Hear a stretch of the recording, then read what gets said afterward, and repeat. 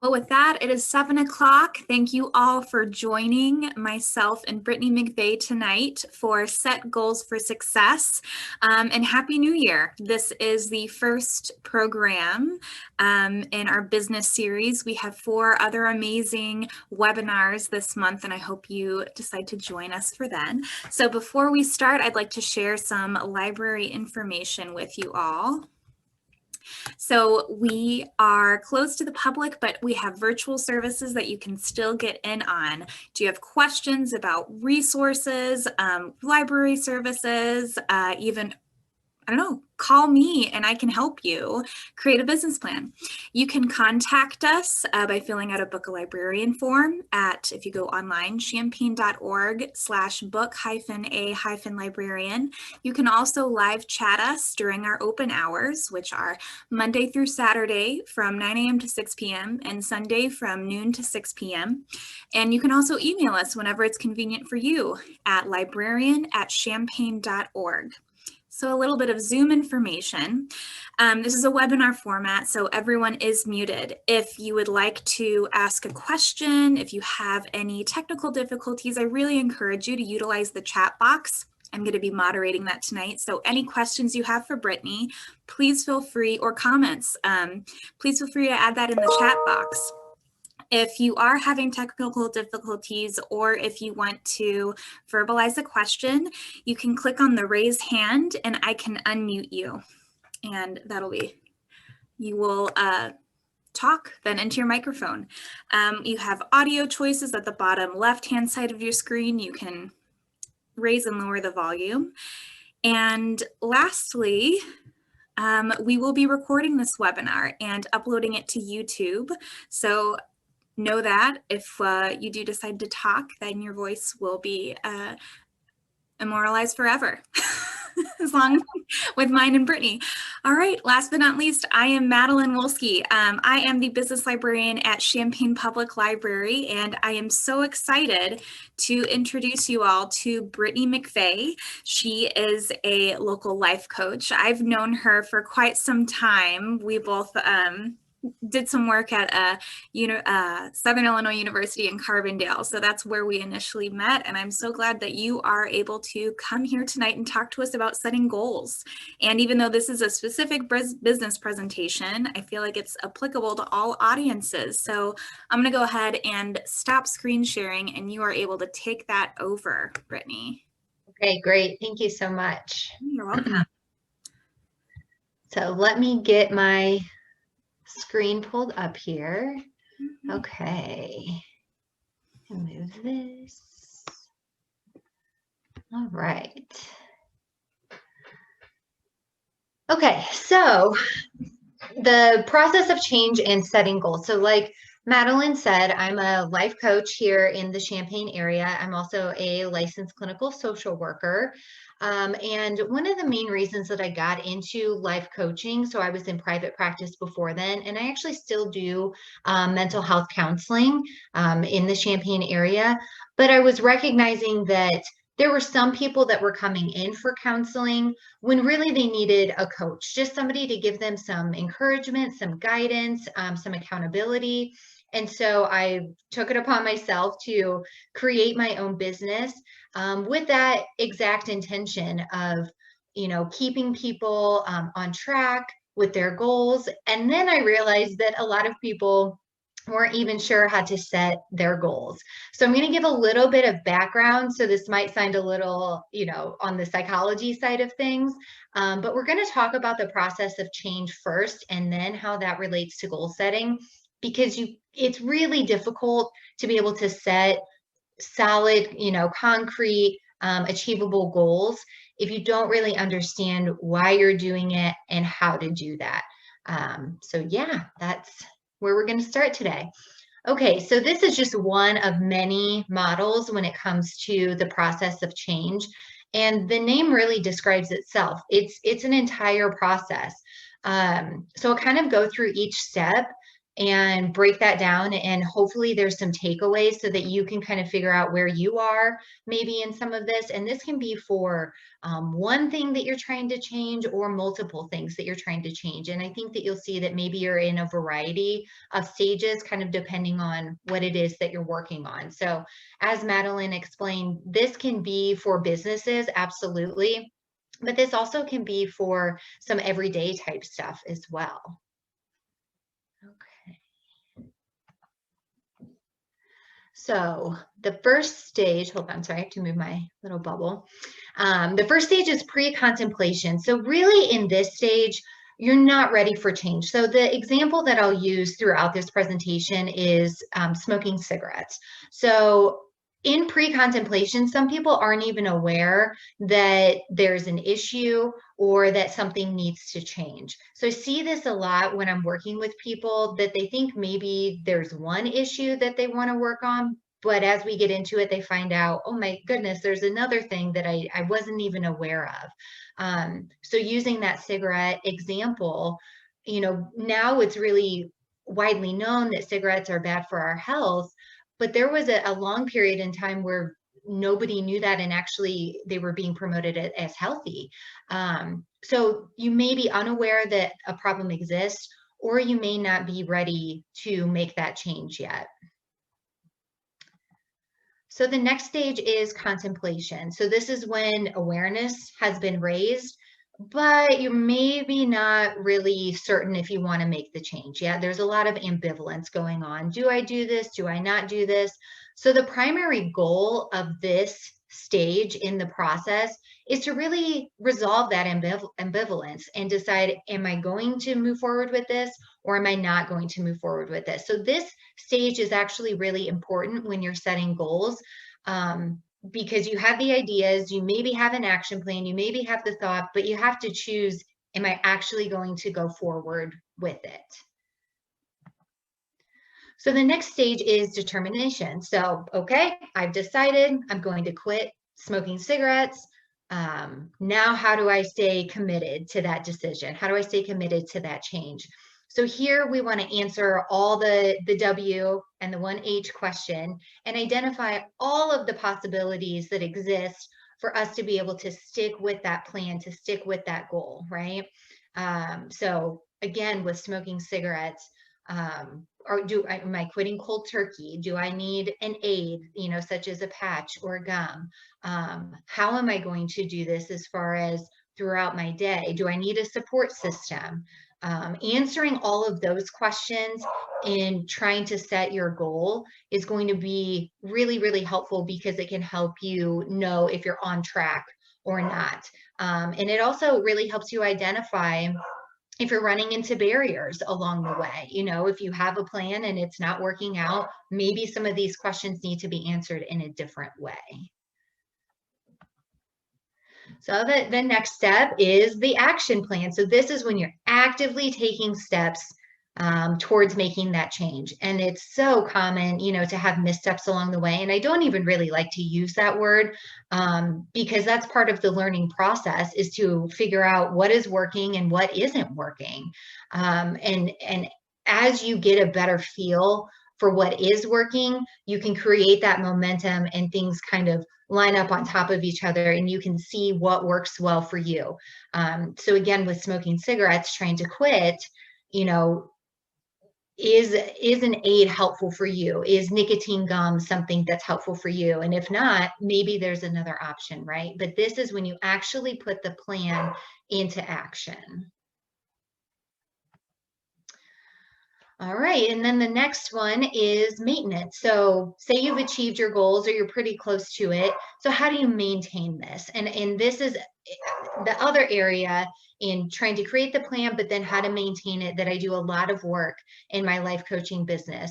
And this is where it really takes that commitment and to implement and practice the new skills that you have put into place, or the new goals that you have set, and the sustainability of it really becomes a challenge at this point. And again, that's where I do a lot of work with my clients to figure out if this is something that you want to maintain, how do we keep that going? Because it can be, easier in some cases to reach a goal, but then not stick with it, right? I think all of us have fallen into that trap before, which is fine because again, we kind of just learn from it. But sticking with things and maintaining that momentum is really crucial, especially when you're talking about businesses, because they don't stop, right? You have to keep kind of adjusting and going forward. Okay, and then it's in this display or in this figure, it says that there's, recurrence or relapse.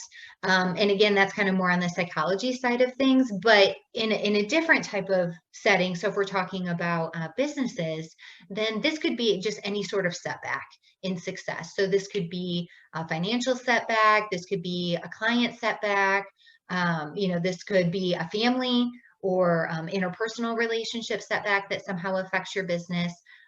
So it's important to know that even though this model paints the picture that it just goes cyclical, it really can reverse at any point in time. So I wish that it had the reverse arrows as well.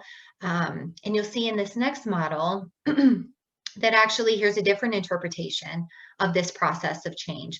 So it's not always cyclical. This one uses 5 steps instead of 6, and I know the image is a little bit blurry, but it does start with pre-contemplation, contemplation, preparation, action, and maintenance, and then it has the arrow listed as relapse. So what I found in real life practice, whether it's through counseling or life coaching, you can really kind of jump around from any of these. And that's what I really like about some of these arrows here, that you can see that you can kind of jump out of that and go up to the one before. And that's not necessarily a bad thing, right?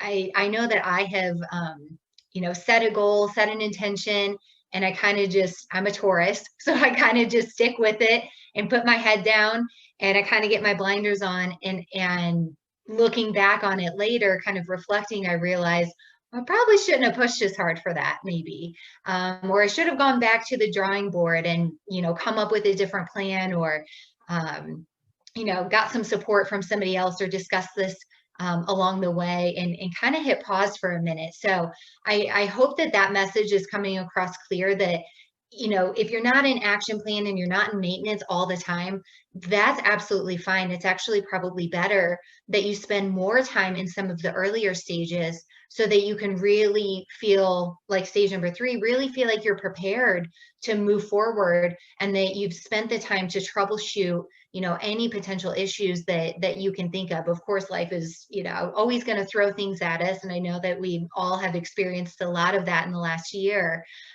specifically, but doing those preparations and getting that additional support is probably going to create a more solid action plan, and then keep you in that maintenance phase longer.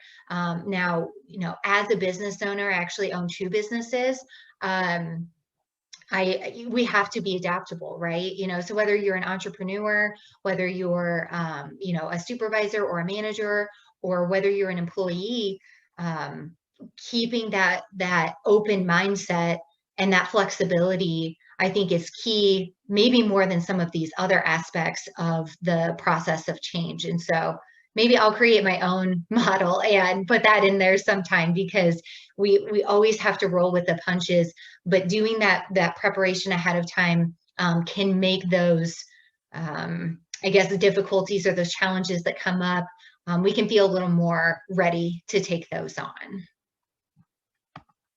Okay, so what you really came here for is the goal setting, right? And so I like the acronym for the SMART acronym. So we're going to spend a little bit of time just going through this, and I hope that it gives you a little more insight into how to set, like I said at the beginning of the webinar, some really concrete, really attainable goals.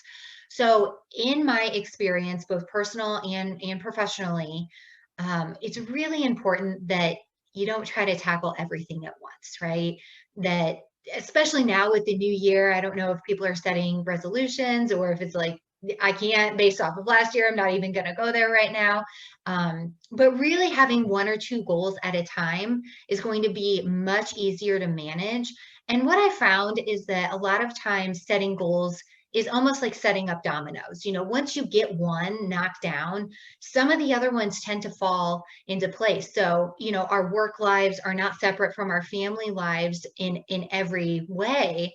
And so it's okay to be setting, one goal that's professional and maybe one goal that's personal, and see how those two maybe even intertwine. Maybe you can have the same preparation or action steps for some of them. Maybe they're completely different, but realizing how they relate can actually be really beneficial for you as well. So I see that a lot with my coaching clients. They come in, they're like, okay, I want to set a certain weight loss goal, right? But then as we get into setting the actual goal, we find that, maybe there's some work stress that needs to be dealt with. And so they're too stressed out. Maybe they're working too much. They don't have time to meal prep or go to the gym or whatever it is that they feel like they need to do for their weight loss plan. And so we almost have to backtrack.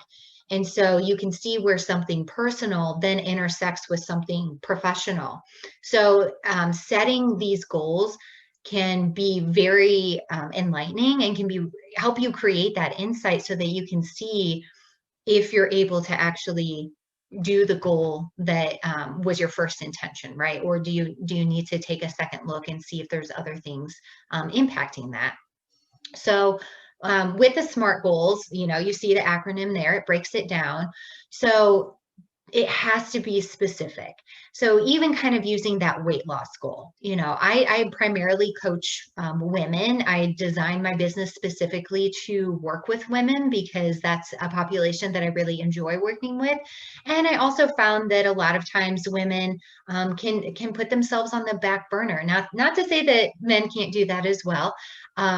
But I work with a lot of moms. I work with a lot of, women who are married, women who are working and wearing a lot of hats. And so I really wanted to give them a space to be able to come and focus on them, and so that they can live a happier, more fulfilled life, which then in turns, benefits everybody. So with these goals, the specificity of it is so crucial. So, I want to lose weight. Okay, well, what does that mean? What's the specific number? Or same thing kind of with your business. I want to be successful. Okay, what does that mean? Does that mean financially, you want to be a millionaire? Does that mean you're able to reach a certain population or work with a certain number of clientele? Is it, how engaged you are in the community? So, really trying to make it as specific as possible is, like I said, it's crucial, because if you just have kind of an overarching goal, that is not measurable, which is the next step, right? So if you just say, oh, I want to be successful, how are you going to measure that? What are the markers that let you know if you're being successful or not, right? So as specific as you can be with the goal itself, and as specific as you can be with how you measure it. So for me, for example, if I say, I want to work with a total of 10 life coaching clients a month, and I want to get 2 new clients a month, that's a measurable goal, right? I can see if I'm actually attaining that goal. So that leads nicely into the next one, which is your goal achievable? Is your goal attainable? So again, I see this a lot. People come in and they have these grand ideas, which is amazing. I always want people to think big, dream big, achieve big, right? That's awesome. But sometimes I find that their goals are unrealistic. And so A for achievable or attainable, and then R for realistic, they kind of go hand in hand. And this is a place where I see a lot of people get stuck because they don't want to give up on their goals. They don't want to feel like a failure, which is completely understandable. My job is to help empower people and to, help them reach that. But the other part of my job is also to help them see what is realistic. So again, if I have a woman that comes in and, is a mother of 3 and she's working full time, and she's volunteering on the weekends, and she's wanting to lose weight. She's not creating any time to go to the gym, or to exercise at home, or to change her eating plan, or to meet with a dietitian or nutritionist, or physical trainer, or whatever it is that she thinks that she needs to do. Then the unfortunate part of my job sometimes is to say, how realistic is this? So that's where sometimes you need to kind of hold up that mirror and take a look and say, is what I'm talking about actually realistic? Can I actually achieve this? And there's a big difference between having big goals and dreaming big, and then getting down into the nitty gritty, day to day, week to week, specific, measurable goals, right? That's going to help you understand, is this goal achievable? Is this goal realistic? Because if you set a goal and you're not reaching it, it's not a failure on you. It's that it's not the right goal, right? Or there's a different way that it needs to be measured. So that's a lot of work that I do with my clients, is to help them kind of reorganize or restructure what their goals are, so that they're actually achievable. Because nobody wants to be setting goal after goal after goal and feeling like they can't reach it. And that's hard. That's hard on your self-esteem. You feel like a failure. You have to tell other people what's going on in some cases. And so it really kind of defeats the purpose of setting a SMART goal. So a lot of my work is troubleshooting and helping clients go back to the drawing board and figure out, what's an achievable goal? What's a realistic goal? And then the final piece of this is it timely? So you can see in the little caption down there, when exactly do you want to accomplish your goal, right? So that feeds into the achievable and the realistic. So if we kind of break, the S and the M together, and then the ART together to get the entire acronym, that's kind of the way that I like to group it, with those first two and then the last three. And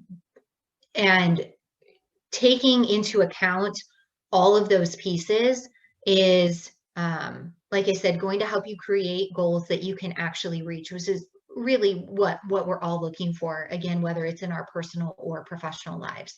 So one technique that I have found that is actually really helpful, for myself and also for my clients, is to actually work backwards. So if you think about where your goal is and where you are in real life, what are all of the steps that need to happen to get you, to be able to reach your goal from where you currently are?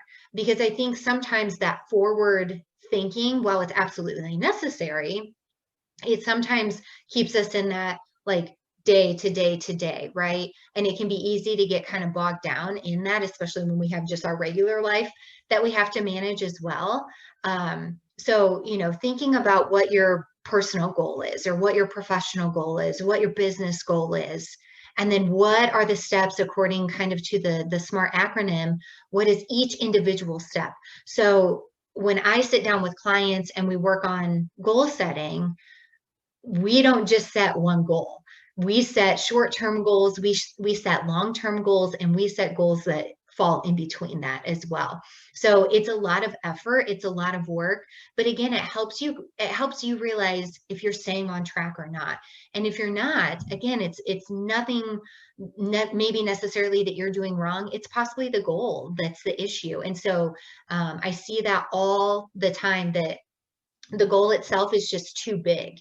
And so, the biggest takeaway, if you take anything away from this webinar, is to make the goal smaller so that it's actually achievable and that it's actually measurable. Okay, so that's it for the PowerPoint. And I did want to share some resources with you as well. Yeah, so I emailed everyone before the presentation, excuse me, the links that you shared with me, Brittany, and I'm putting them in the chat right now for everyone to access. So they have the change occurs in stages, and now I'm doing the SMART goals template and the printout. Okay, awesome. So I will go in that order. So first of all, I don't know why this is sponsored by dentalcare.com, but it's actually a really good resource. So here's just another look at, the process of change. So I'll scroll down. So this is the one I actually use in counseling. So I work with teens, or I work with kids, teens, and adults in Hey, a mental Brittany, health setting. I Yeah, think you need to share. Are you sharing? I did it Are not. you wanting to share the website you're on right now? Yes. Let Okay, me yeah. go. So we'll just need to redo that one. I know sometimes it gets Oh, here we go. a little tricky. Does that work? Perfect. Thank you. Okay. Thanks, Madeline. For sure. Okay. So you're probably like, this lady doesn't know what she's talking about. She's talking about dental care. So this is what I was referring to. So anyway, this cycle of change image is, like I was saying, one that I use more in mental health counseling. And, I try to present as many formats of this as possible because we're all different learners. And so you can see over here, I know the cursor is a little bit hard to see, but it just breaks it down into even a little more detail than the diagrams that I put on the slideshow for the webinar. So this is a really good resource. And then if you scroll down, it does talk more about dentistry. So again, I have no idea why these two are combined, but this is a really good model to refer to. Okay, so I think this was the second one that Madeline had put in the chat. So, I mean, you can Google, free images on Google, obviously, and so many will come up. So one that I like to use here, you see the SMART acronym, and I really like this. Let's see if I can make this a little bigger. I'm not sure that I can while sharing. But I really like this type of worksheet because down here, you can see exactly what your action plan is. So what are the specific action items that you have decided that you're going to do? What's your expected completion date? So again, are these specific? Are these measurable? And then here's your actual completion date.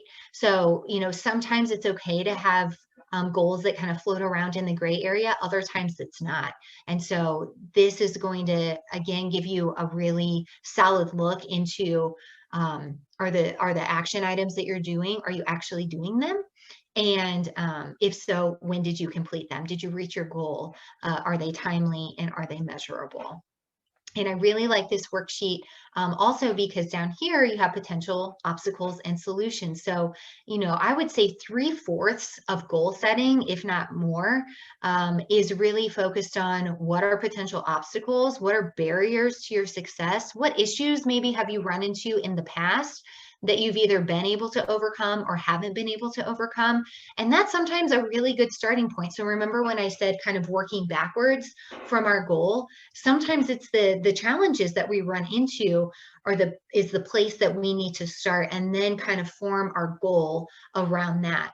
So what are potential obstacles and then what are the solutions to it? So that brainstorming, that preparation, that contemplation stage, really coming up with solid ways of troubleshooting and dealing with challenges that come up along the way. Oh, I think that's the same one. Okay. Yes. Okay. Madeline, was there a third one or was it just those two that I had sent, I think? It was just those two, but you had mentioned that one was actually like a fillable PDF. Oh, that's right. Someone Yeah. can have access to a printer. And just so you all know, the library, we are doing virtual printing. So we can help you print out your small goals. Perfect. Yes. Yeah. So I believe it's this one, this SMART Goals one, that if you go back to the original link, that it is a fillable PDF. Yeah, there you go. Fillable PDF. So, play around with some of these things, see what works best for you.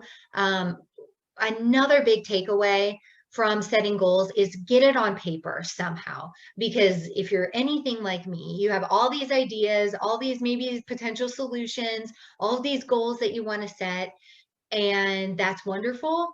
But if you don't get it out on paper, one, you're probably going to be holding yourself a little less accountable. And two, you might forget, right? Because life seems to work that way, especially if you're a really busy person. So Whether it's a worksheet, whether it's a Word document, down here it says Word or Excel, whether you're somebody who, wakes up in the middle of the night and you got to jot your ideas down on a Post-it, if you're somebody who journals and that's really how you work through this process, any way that you can get it out of your head and onto something tangible, that's going to help you, not only set the goals, but like I said, keep yourself more accountable, and then give you, that visual checklist to be able to see what you're actually working on and how things are going. Are you following that SMART acronym? If not, have you found something else that works well for you? The SMART goal setting is, far from the end all be all way of setting goals. It's just one that I have found that works really well for clients. And so, like I said, don't be afraid to go back and forth through that process. And you're not a failure for not reaching your goals. It's usually the goal that's the issue. So, there may be a little bit of, you have to swallow your pride a little bit. I know I've had to do it a few times, becoming an entrepreneur and really adjusting the goals so that they're actually realistic, and I can feel successful in my life and in my businesses as well. So, Madeline, I'll take a break for a second. If there are any questions, I can go ahead and take those now. If not, I can go ahead and talk a little bit more, but if there's questions, this is a good time to answer some of those. Well, fantastic. Yeah. Again, anyone, if you would like to speak, feel free to raise your hand and I will unmute you. Brittney, I had some questions, and this will give people some time to type in if they'd like. So you had mentioned like adjusting your goal. I know sometimes when I set a goal and I end up having to change it in order to suit or just match obstacles or solutions that have come up. What is your take on adjusting specific goals while you're in the middle of trying to complete them? Yeah, no, that's a great question, because I think, as I said before, a lot of us can get kind of caught in that, okay, this is my goal, this is what I've already set, I'm already working towards it. And so maybe to pause and go back through this process again and make sure that everything, that whole preparation stage, everything that you've done up until that point, make sure it's still applicable to your life and to the goal. Because I think, especially when we're working on several things at once, it can be really easy just to, like I said, kind of put our head down and just keep pushing forward regardless of everything else. But, I hate making this reference over and over, but if 2020 really has taught us anything, and now into 2021, is that sometimes life things get thrown at us or business things get thrown at us that we actually need to take into account. I started my business months before the pandemic.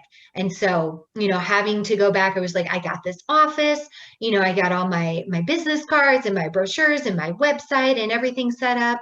And I'm still doing 90% Zoom meetings, right?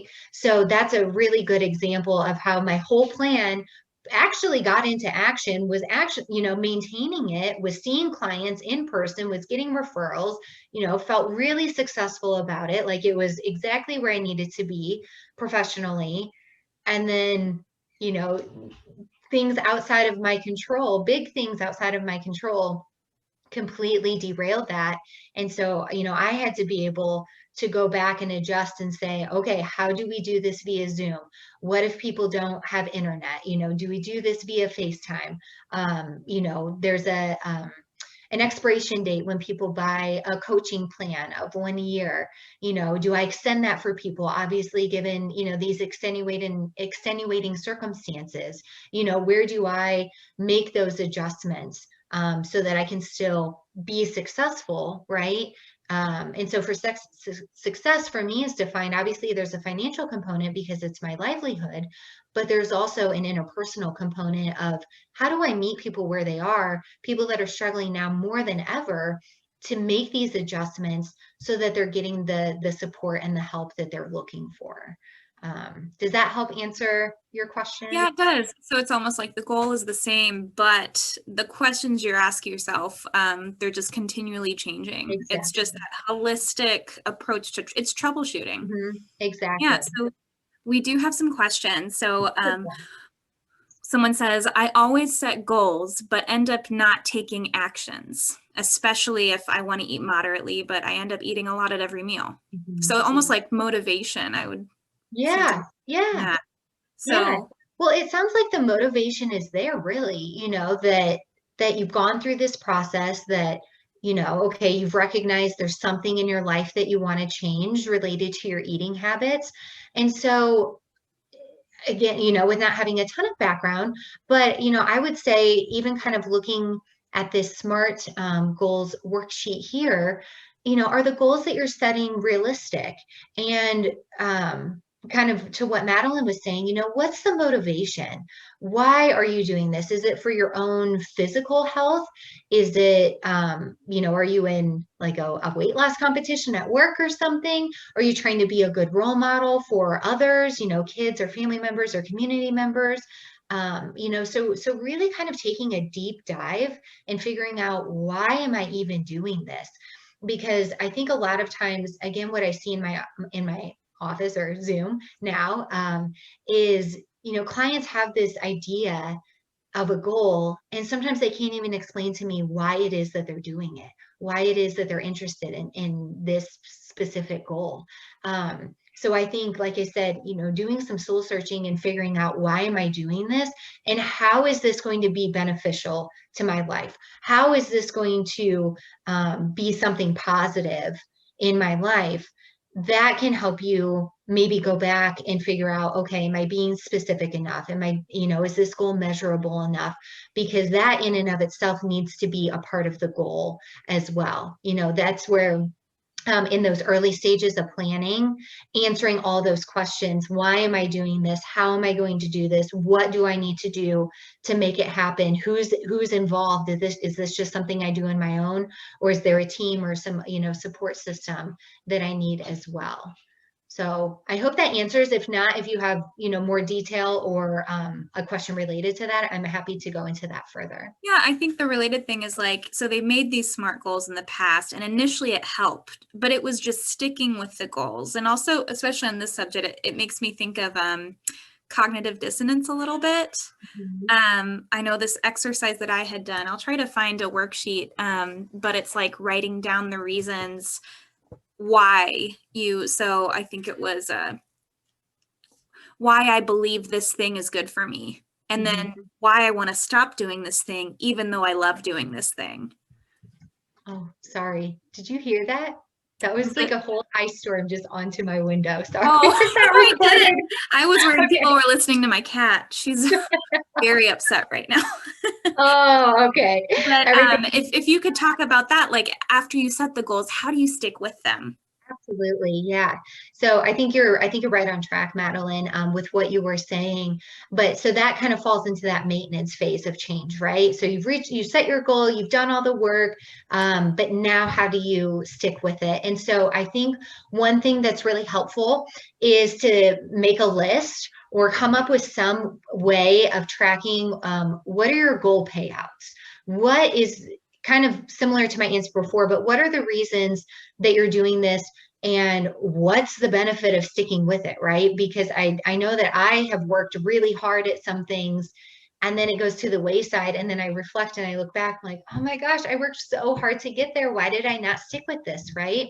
So again, maybe it's a goal that's not fitting into your life well, or maybe the maintenance needs its own set of goals, right? Because there's the whole process of setting the goal, but then to go back and go through that process of change again, related to, why do I stick with this? Why do I keep putting forth the effort? Why do I invest my time, money, energy, whatever it is, into keeping this goal? And so I think, weight loss, or physical health kind of in general, is one that I see a lot in my office, because it is very difficult to stick with. And so, trying to keep that positive frame of mind, not that you have to sugarcoat like, oh, this is easy, I'm just going to keep doing it, right? Not at all. But the positivity of it is, what do I get by doing this? Because change only happens for two reasons. Either the benefit is great enough, that we want that, right? We want that outcome, or the consequence is severe enough that we don't want that. And whether you're a kid, whether you're a teenager, whether you're an adult, whether it's a personal goal or a professional goal, those are really the only reasons, the two reasons that anybody makes a change. So something else to add to that is, trying to figure out, is there internal motivation or is there external motivation for setting and achieving and maintaining a goal? Because to some degree there's external, right? Like I go to work so that I can get a paycheck. But there's also an internal and intrinsic motivation that I like helping people. I like being in, a job where I'm serving people, and can, provide my expertise and my training and my knowledge to help them live better lives, right? So my payouts for my goals are twofold, right? And that's fine if they are. It's also fine if it's just linear and there's just one reason that you're doing it. That's all it takes is one reason to do something. But really kind of understanding that one reason or the multiple reasons can really help with that maintenance phase. Mm-hmm. Awesome. And I love how this is a natural segue into one of our next questions. So it's how much time is or should be spent managing the goals and the work versus actually doing the work? That's a good question. I will say, I don't know that I have a solid, concrete answer because each goal obviously is different. But that's where I think if you have a really solid like business plan or action plan, that you can go through that list of things and see, am I able to check these off? And that's where, again, kind of on this worksheet, that expected completion date versus the actual completion date. Just because those two things don't line up doesn't mean that your goal is wrong, right? Or doesn't mean that you're not prepared for it. It just means that for whatever reason, and that's the part that you need to spend time on, that reason part. Why did I not reach my expected completion date? If I'm starting a business and I want to launch 12 months from now or 6 months from now, and that's what I said is my expected completion date, COVID totally derailed that last year for many, millions of people. So your actual completion date may be way different than your expected completion date. But trying to identify what is the reason or the reasons that those two things are not lining up. It almost seems, so how often do you recommend someone revisit their goal? I mean, I know this is going to be, again, dependent on the goal itself, but I know that we tend to make these SMART goals that might be influencing our whole year. I really like breaking down those sections, like maybe revisiting and revising what I'm doing to make this goal happen every 3 months or so. Or Right. do you think people should be reflecting on these goals every week? What is the most, do you know the most successful way to kind of focus on this? I would say at least weekly, really. At least weekly. At least weekly. Yeah. So, and this is where I think having those short-term and those long-term goals becomes really important, because it's wonderful to go back and do a 3-month reflection, a 6-month reflection, a year reflection, right? And really see where you are and how far you've come.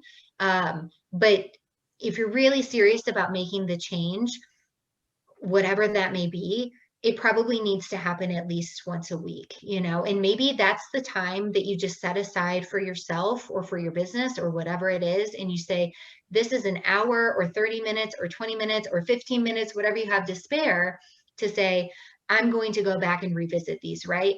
And the nice thing about that is that you don't get 3 months down the road and you don't feel like you haven't made any progress, right? Because that can be really, really frustrating. And I've seen that happen with clients before where, I'm like, okay, do you want to come in this week? Let's revisit some of these. No, it's okay. It's okay. We can wait a month. I'm like, okay. And then they come in and, I'm like, okay, where are you? Like, where's your success? Where are some of your barriers? What do we need to work on? And they're like, well, I actually haven't done anything, which is okay. But then they're not actually doing anything, right? Yeah. So in order for people to feel like it's really an internal reward more than anything, you don't have to be accountable to anybody else but yourself.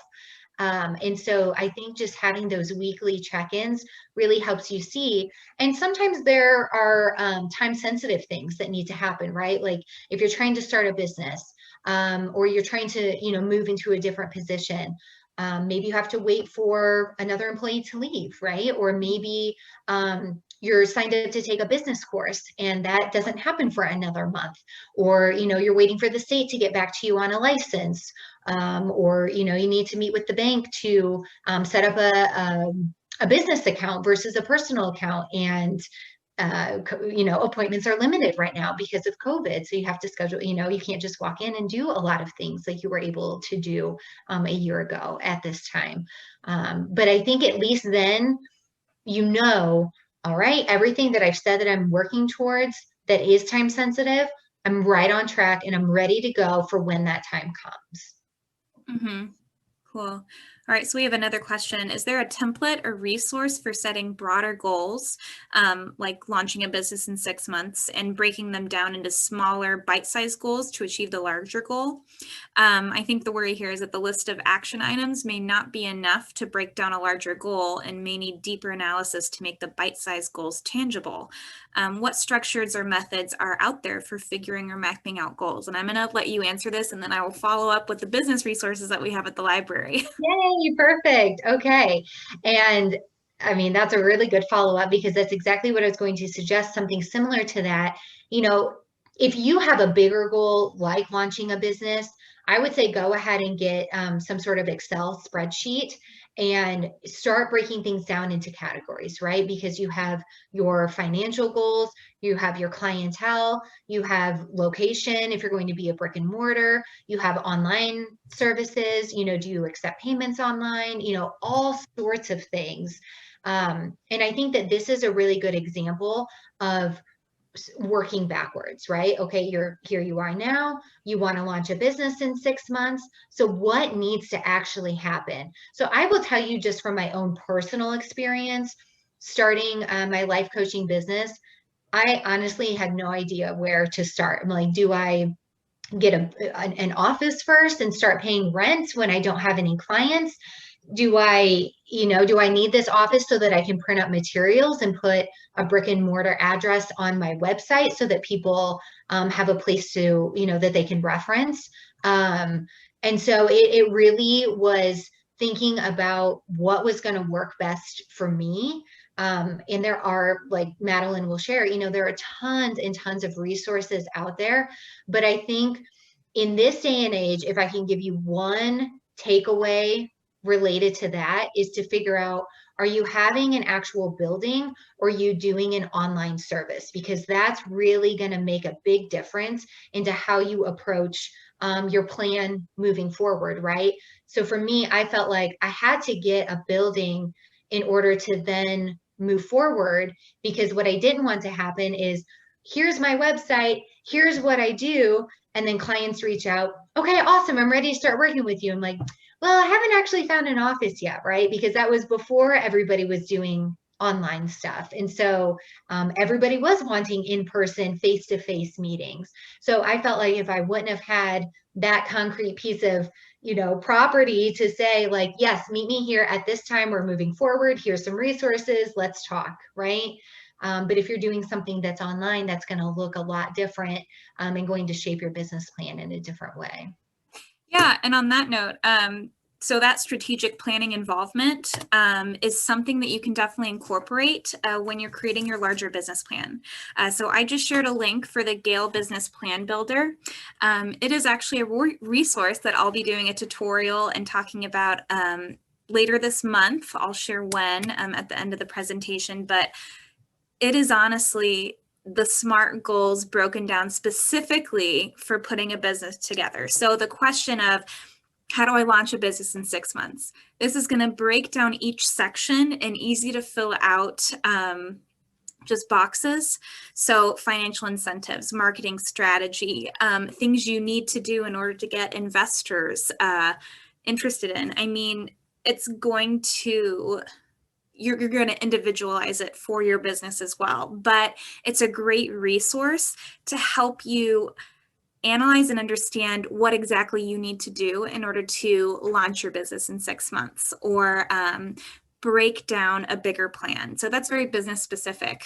But so I just shared a link there, and I really encourage you to check out the website. It's very intuitive. But if you would like to meet with me and I can take you through it, just shoot me an email. I am so happy to do so. But Brittney, did you have any, so you said Excel sheet. What is the best way? So here's another question so if maybe the SMART goal worksheet isn't enough, should they have a journal, or are there other resources online where they can work on these goals and write them out?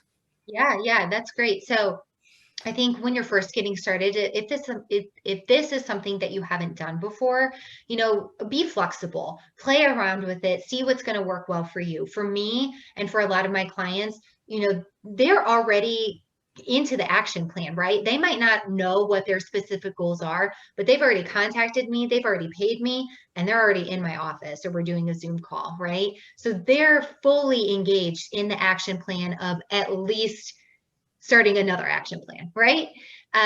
So for them, it's just figuring out what's going to work for them. So sometimes it is journaling. Sometimes it's, working with a life coach and a mental health professional to, figure out, are there some underlying, depression, anxiety, work stress, family stress, history of trauma, whatever it is that maybe, you come to realize that those are the barriers to some of your success. Sometimes, like Madeline suggested, it's finding investors and, coming up with a different sort of support. So using journals, using worksheets, talking about this with people that you trust, that you are not afraid to, reach some failures with, and get that support, because we're all learning in different ways. And I know for me, just having it, if I don't put it on paper, I will do my best to keep it in my head, and it never works out well for me, even though I tried it over and over again, right? Again, that's me being a Taurus of like, I can do it all in my head. No, I can't. So that's been a learning process for me, is just to document everything, because the nice thing about that too is that when you go back to review, then you can see where you are and if you're able to reach your goals or not. And do you have to go back to the drawing board and troubleshoot again? I'm sure, I can do some more research, and I can email Madeline some links again, and that she can distribute. But the internet literally is at your fingertips. And so I would say, mess around with some, try some out. If it doesn't work for you, get rid of it. This is, like I said, not the end all be all of how to set goals.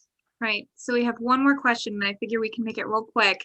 How do you help if your mind comes up with excuses to avoid when it's time to execute your plan? That's a great question. So I think I'll speak more. I'll put my kind of like mental health professional hat on. But any of us can come up with excuses, right? And I think that's where having your outcomes and the benefits of the goals really becomes important. And that could be maybe something that you journal about. Why am I doing this? And what do I expect to get out of it? And also, really being honest of, okay, it's, my timer's going off. I'm ready to, it's, everything's telling me that I need to do this, and I'm not doing it.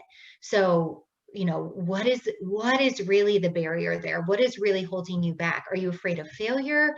Is the goal too big or not specific enough? Have other, life things gotten in the way or come up that you're not able to do it? So it's okay to take this process really slow and figure out what you need to do so that you can actually achieve a goal that you've set for yourself. Wow, incredible. Well, thank you so much, Brittney. I'm going to share a couple of cool resources, because guess what? This is not the only time you all have, there's another opportunity to work with Brittney next week. So I'm going to go ahead and share that information. So steal that little screen share. Oh, sorry. Oh no, I can take it from you. little bit of a power sit right there. Okay, so I really want to share this special new type of class that we're offering, and it's not even a class, it's really a meeting. So it's on Thursday the 14th, it's at 8 a.m.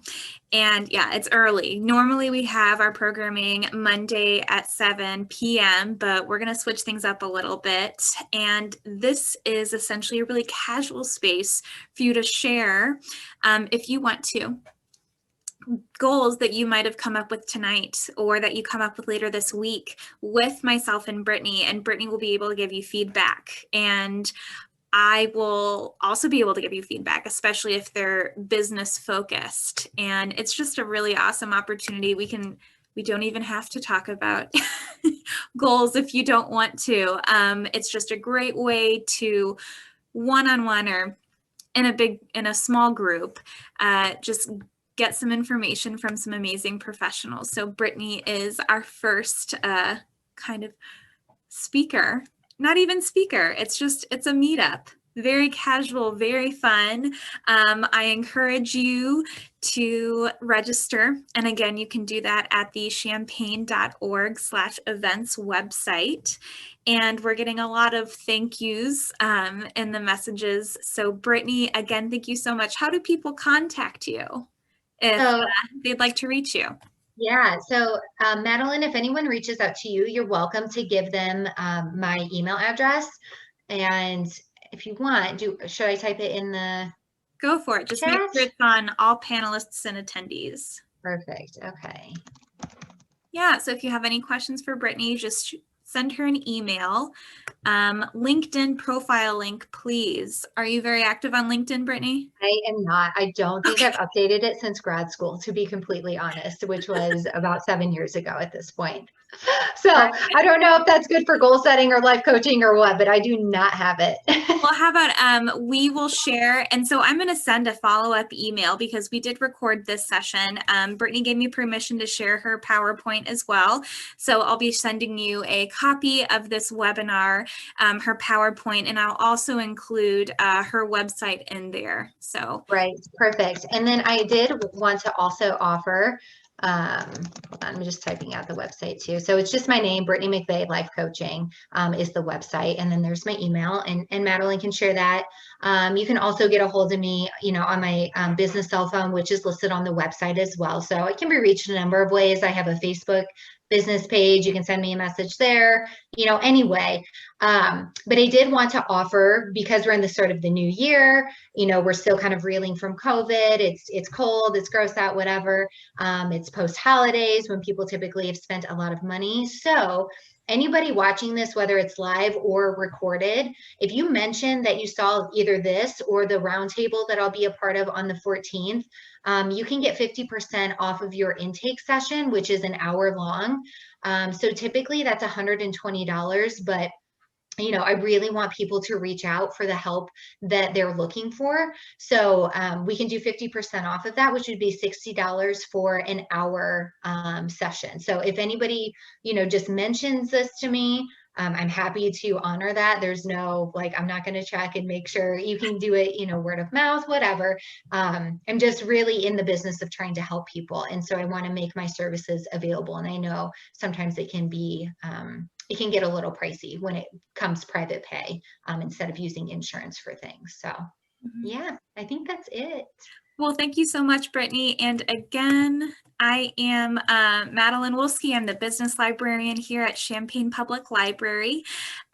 Feel free to, Brittney, could you also share your Facebook page link? And could you make sure that it's to all panelists and attendees? So I think you're just sending it to me right now. Oh, no, it's okay. All right, so again, if you have any questions, feel free to email us at librarian@champaign.org. Again, schedule a consultation with any one of our expert librarians at champaign.org/book-a-librarian. And again, we have live chat available during our open hours, which is 9 a.m. to 6 p.m. Monday through Saturday, and Sunday from noon to 6 p.m. This has been amazing. I also really encourage everyone to go online, champaign.org/events, and check out the other amazing webinars we have available at the Champaign Public Library. I'm within the adult department, and we have tech help. We have amazing business webinars, crafty adults, and we also have some amazing children and teen programming also. So lastly, thank you again, everyone, for coming tonight. Happy New Year. And thank you, Brittney, for joining us this evening. This was fantastic. I am ready to fill a whole journal up with some SMART goals. Awesome. Well, thank you so much for having me and for everybody who participated and your questions. You know, they were amazing questions, and I'm really looking forward to the 14th. So hope to see everybody there. Yes. All right. And thank you all.